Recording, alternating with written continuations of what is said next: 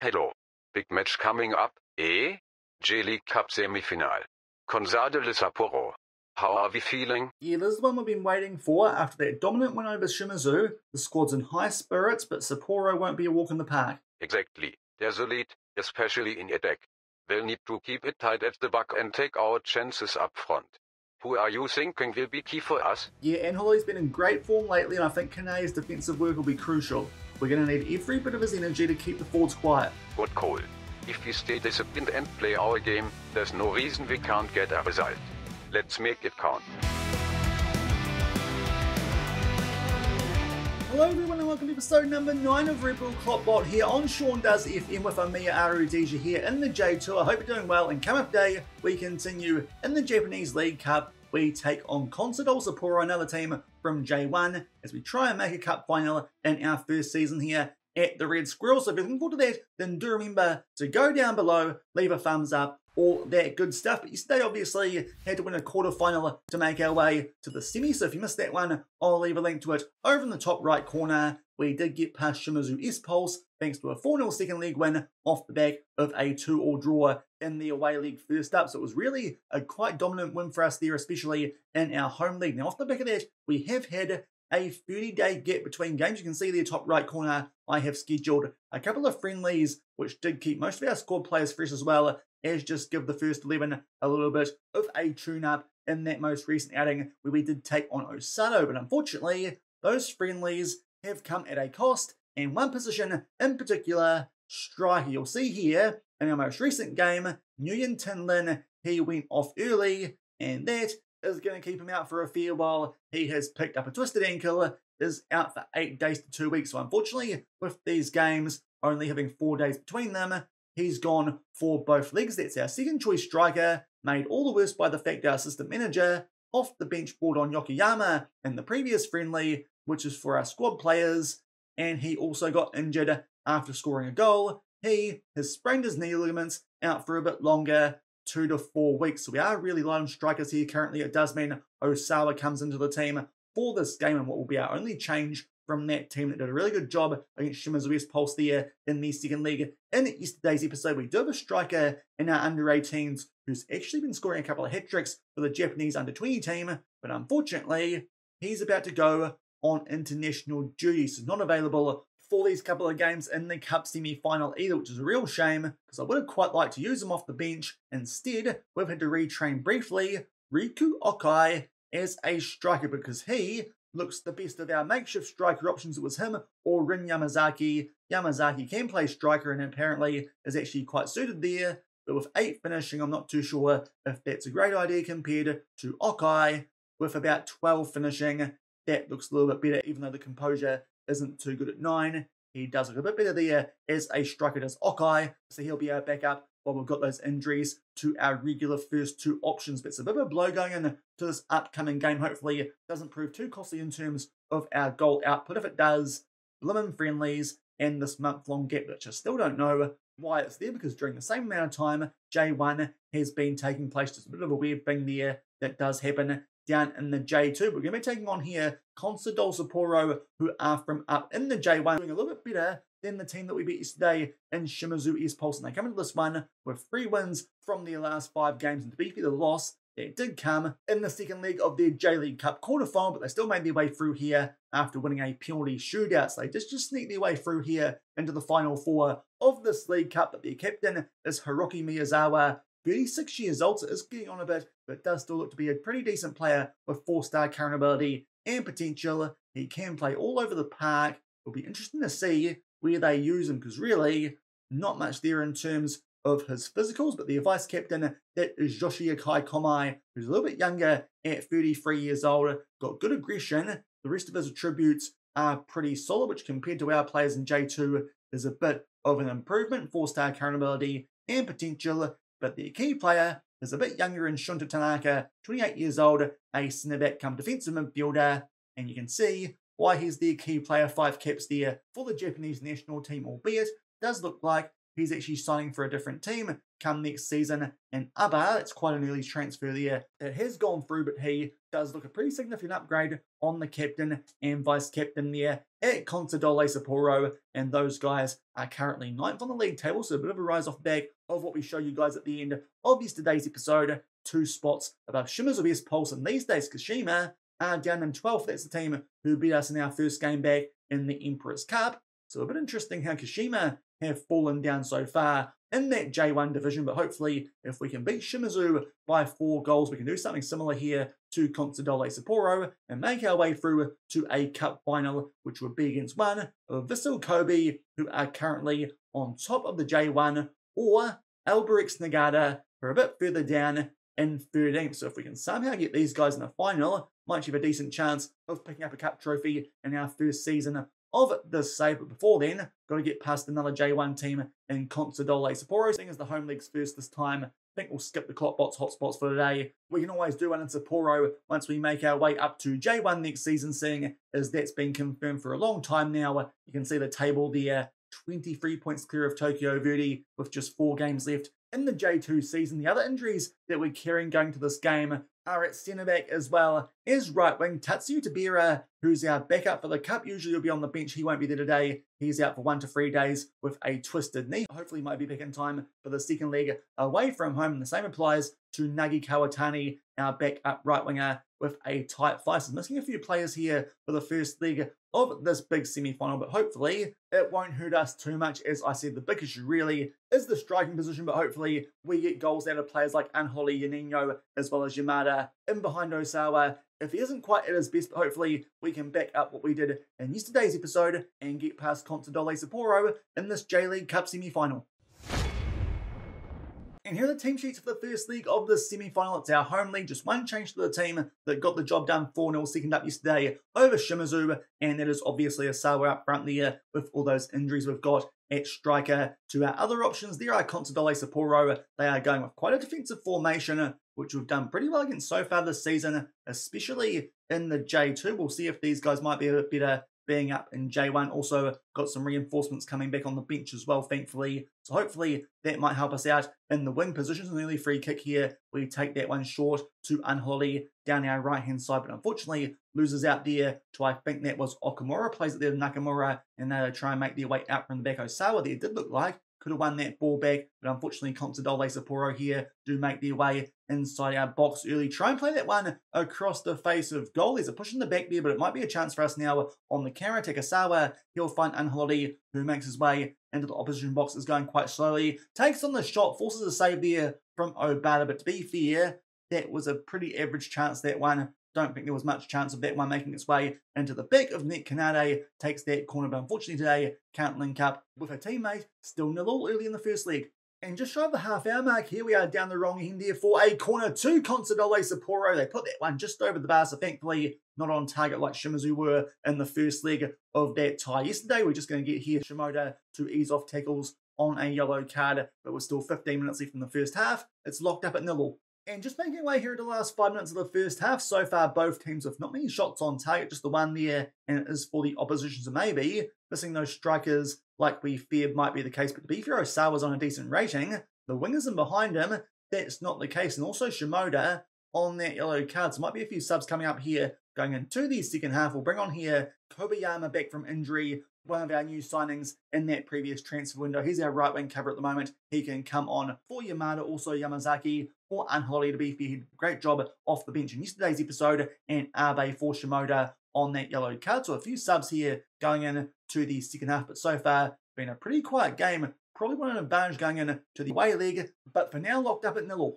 And thankfully might be a bit more action happening here in the second half. Early free kick there to Urakami, but unfortunately can't quite put that one into the top right corner. Still 0-0. Albeit only a few minutes on from that free kick. Now a chance for us here from set piece, and Kanade will put this one into the mix. So that shot comes off the post, but goes back out there to Madeo Burdisso. That's going to be one of his first goals, I think, for the club. Indeed, that is the case. The loanee, who we could sign on a free going into next season. That certainly will help his case. Of course, next year we're allowed 5 foreign players in league games as well as the cup. So we could roll out this lineup in J1 next season if we wanted to. Of course, in the league currently, can only use 4 foreigners, which is not ideal with the addition of Kanade, but thankfully, Budiso there gives us a 1-0 lead, albeit a few minutes later a highlight, and it is here Consadole Sapporo who are on the attack. They put that one into the mixer. Thankfully, Kanade can head that one away, but they play that one into the mixer, and Super Shock Sarachat will just poke that one home somehow. Our defence there don't deal with the danger,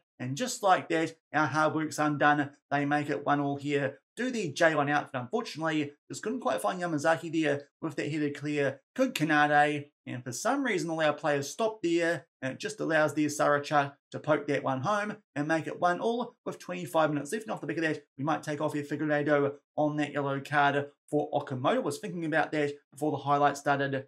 Probably should have done it because we, of course, conceded off the back of that. We'll make that sub with 25 minutes left. Off the back of the score, moving to 1-1. And we're just about to make our way here into the last 10 minutes of this first league, and Kanade's picked up a yellow card, also now down to a 6.4 at left back. So our final sub, Suzuki, can come on for him with 10 minutes left. Let's see how the last couple of minutes of this game goes. To be fair, Kubayama coming on at right wing, not having the best first game on camera for you guys here, but to be fair, he is usually a left winger. He's just playing there while Kawatani is out with that injury, which is keeping him out of this first league. Hopefully, he'll be back for the second, but a late chance for us here, and Suzuki with a free kick. Let's see if he can hit the target from this far out. He goes looking, and Obata there might have tipped that one on to the crossbar. It goes out. We'll still have a chance here from a corner. If we can grab a goal here, it'll be quite big going into that second leg. Suzuki, he'll take this one. What will he do? Looks like here we might be doing something with a short routine. Kabayama with a pass, but Suzuki makes a meal of it. It goes out for a throw-in to the J1 team, and that will do it for the first league. A bit disappointingly, especially with that graph you can see there of XG from the second half heavily being in our favour. We don't pick up the win. 1-1 Budiso had a fortunate second chance at scoring a goal from set piece. He took it, but going down the other end, and Sarachat just got in behind our defence from a ball played across the face of goal and poked it home. Stats-wise, we were definitely better team in that game, so hopefully that translates into the second league as well, and we can pick up a win. But going away from home, that might be a bit tougher, as we found out in yesterday's episode, where we could only manage a draw against Shimizu. Hopefully this time we can pick up a win, otherwise might be in danger of not quite making that J-League Cup final. And here are the team sheets here for the second leg of this J-League Cup semi-final. First up, Consadole Sapporo, looking very similar to how they lined up in the first league, also with that same formation. In terms of our Suzuki at left back, because Kanade picked up a yellow card, he's now suspended. Few reinforcements on the bench as well, with Tabira and Karatani coming back on the pine. So hopefully a bit stronger with our bench options in this one might help us pick up the win to make our way through to the final. And pretty much being on halfway through the first half, first highlight here is a corner in our favour today. We are in the all-white, and we get that ball back there through Osawa, who floats this far post. Only punched clearly by Obara. It fell to Janino, but unfortunately blocked there from a defender means that shot's not on target. Otherwise, open net, that probably would have been a goal. So a big chance blown there. Budiso plays that one back out to Yamada from that corner, but unfortunately heaves offside. Big chance for us there. Take an early 1-0 lead, but they just scramble out there defensively. Do Sapporo to keep this one at 0-0 and still locked up on aggregate, albeit now thrown for us on the halfway line. It goes back there to Higashi, who's been doing a pretty good job in these cup games for us since we did bring him back in and play Shimoda as our under-21 player. To be fair, since we've been doing that, he's also been doing a really good job in that box-to-box midfield role. Maybe can consider upgrading him to being our first choice next season above someone like Damas. But to be fair, he's our club captain. Decent chance there for Sapporo, but thankfully Higashi tips that one over the crossbar. Now they've got a chance here from set piece. Fukimori will put that one into the mix. They play that one back out there, but that shot gets dragged well wide. Good chance there for both teams coming up to the half-hour mark, but still locked up in the semi-final. And we're getting on late here in the first half. Again, it's been a pretty quiet one, quite similar to the first leg.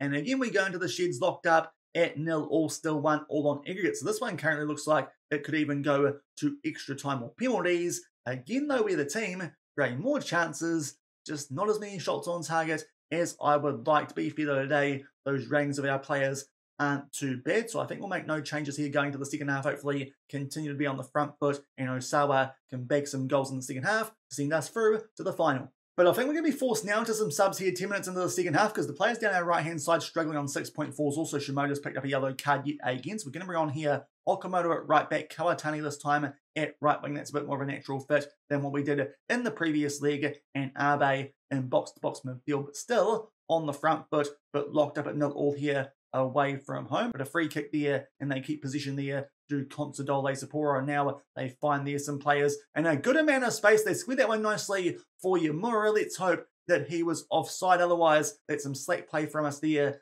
on our left-hand side defensively. Not ideal considering we just took off players on some poor ratings down our right-hand side, but unfortunately, he was onside. The goal will stand Unholy actually doing the marking there. So not too sure where Suzuki was, but they do score that goal. He just stayed onside there. Did Yamura? This will be the angle. Was he in front of the teammate?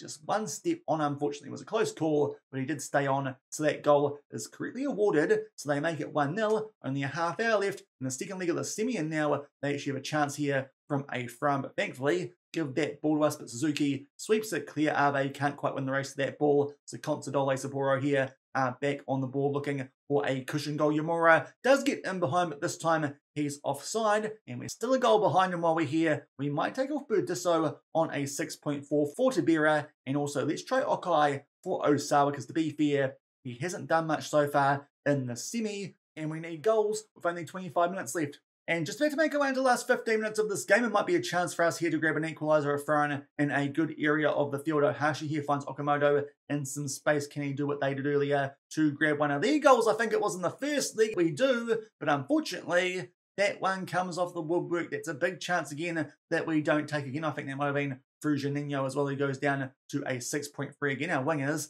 not doing much in terms of attack, which is not useful with all the strikers that we do have out. Some absolute aerial ping pong going on here from a subsequent highlight. Somehow Consadole Sapporo are still on the ball and do have that 1-0 lead. One more goal probably puts this tie to bed. Thankfully, a block there on that shot, a big push in the back too, but no free kick because we did get the ball back, had advantage, but apparently nothing doing off the back of that. And we're about to make our way to the last 5 minutes of this game. So I think it's time for us here to go attacking, and also we may as well put those wing backs on attack as well as the central attacking midfielder. Let's see if that just helps us a bit more going forward. Let's also go a bit wider in terms of our attacking width, be more expressive, and tell our goalkeeper to distribute quickly, and to the fullbacks. Hopefully that might get something going here late on in this game. But unfortunately, just lacking a bit here in terms of our attack compared to usual. Those injuries from those friendlies, especially to our top two striking options, look like they might be the difference maker.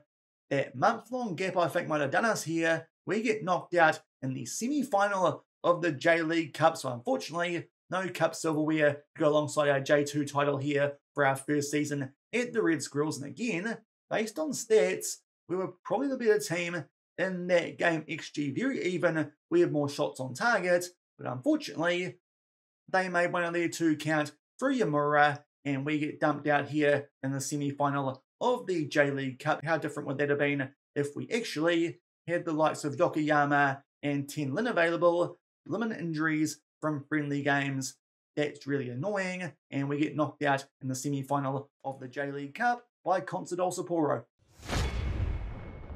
So unfortunately, can't quite make our way there to a cup final in our first season here at Omiya Ardija. So it does mean that now that's really the last serious game we've played here this season, because we go back to J2 for a couple more games, but we've already wrapped up the title. So to be fair, that's probably the most serious stuff done now for us in this first season here of this Red Bull save. Unfortunately, nearly make a cup final, don't quite get the job done. So they're actually waiting to see what's going on in the other semi-final. They haven't even played the first league yet, so can't see who that would have been against. But to be fair, I think if we were going to take on Vissel Kobe in the final, that might have been a bit of a hiding. We could have been in trouble there. But unfortunately, won't get the chance to test ourselves against them just yet. We'll have to wait until next season when we do go up to the J1, albeit we will just check in now with the KloppBot, because of course he was telling us to keep him updated on what was going on with Bragantino. And now that our season is pretty much done, no more meaningful games to play, we should probably check in on how those guys are doing and if they're still inside of the relegation zone. And it don't look good because they're still down in 17th. To be fair, they've got a new manager these days, and he's picked up some points recently against some pretty handy teams. Getting a draw away against Flamengo, who are top of the table, not a bad result at all. But unfortunately, they're still in 17th, only by 2 points. But still, that's not too good. And to be fair, they do have 2 games in hand, so they could get out of that relegation zone still. But that's a little bit close. Let's just see how many games they've actually got left in their season, because it might be more than we've got left in the J2. And indeed, they've still got a bit of time to try and turn that around. But to be fair, a lot of these games, they're taking on some pretty handy teams. Santos still in Serie A in the save, and actually up inside the top half of the table. That game against Atletico Paranaense will be massive in that fight to make their way out of the relegation zone. Sao Paulo, to be fair, that could be winnable for them at home. Bahia, that could be tough as well. Botafogo, Evi, that could be a bit more winnable just outside the relegation zone. Sport Recife, pretty much smack bang mid-table at home. That's one they could pick up points from. Before Fluminense in their last game, to be fair, they're a bit further down the table than you might expect, but still, they've got some work to do if they want to stay up inside the Brazilian Serie A for next season. So we might just check here and see if the KloppBot does want us to go over there and try and save them instead of playing out the last 4 games at Omiya Ardija, considering there's not really much to play for, having already secured promotion to J1 and lifted the J2 league title. So we pop over to ChatGPT and do talk to the KloppBot. We've given a couple of images there, the league table as well as the results since that new manager did take over, and we've asked them, should we stay for the rest of the season at Omiya Ardija or go over to Bragantino and try and keep them up? First up, he gave us options like he was helping us make a decision when it's actually his decision. So we asked him, make the decision, that's what you paid for, KloppBot all that money from Red Bull, and he's actually decided we should stay at Omiya Ardija to help them build for a good first season in J1. And to be fair, I'm quite happy about that, because it does mean no silly transfer business could go on while I'm away, because that definitely was something that could have happened, especially with a £15 million transfer budget. I actually want to spend that. That's the biggest transfer budget I've seen in a long time in an FM save, because it's been a long time since I've been at a club with any money here in Football Manager. So we're going to stay at Omiya Ardija and try and get them established first up in J1 and maybe even get them up towards winning a title before we move on. But it might mean when we do, might be going to Brazil instead of the USA, because the New Red Bulls actually are doing a pretty good job, as you'll see shortly once we make our way back over there on Football Manager. We'll just type in here the MLS and the Red Bulls. And you can see, despite the pretty poor prediction before the start of the season, they're actually doing quite well, all the way up in 3rd in the Eastern Conference, and guaranteed some playoff football this season, albeit they're an absolute mile behind the Lionel Messi-led Inter Miami. But that will do it, I think, now for today's episode. Just wanted to check in there and see if the KloppBot was going to send us to Brazil to try and save them before the end of that Serie A season. But currently, we're stuck here at Omiya Ardija, and we have pretty much wrapped up our season now, because there's not much to play for in our last 4 games off the back of that defeat in the League Cup semi-final. But if you enjoyed that episode, then do remember to go down below, leave a thumbs up on the video, and if you haven't done so already and are enjoying the series here on the channel, also make sure to hit that subscribe button and turn that notification bell on as well. We'll come back at the start of next week. Honestly, it probably depends how much I get from between now and when I need to record that episode. We might need to do the end of season review just so I have time to make my way through the transfer window. And also, we still haven't had a youth intake here yet, so that could be coming up maybe at the start of next week. Play our last game, see our youth intake, and do the end of season review stuff before making our way through the off-season transfer window with a £15 million budget heading in to our first season in J1. But we'll come back start of next week, definitely show you guys what our first youth intake looks like here at Omiya Ardija and wrap things up for this successful season we have had in J2. So until then, thank you very much for watching, keep on keeping on, and I'll see you then. Cheers.